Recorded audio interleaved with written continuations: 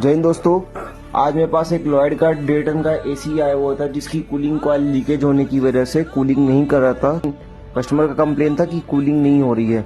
ये जो एसी है लीकेज है ना, और ये बुलबुले छोड़ रहा है ना, क्योंकि यहाँ से जो कार्बन होते हैं ये कमज़ोर हो जाते हैं। पर इस पर हम लोग क्या करते हैं, ये टाँके मार के प्रॉपर अच्छी तरीके से वेल्डिंग कर देते हैं, जिससे प्रॉपर गैस जो होती है लीकेज बंद हो जाती है ना।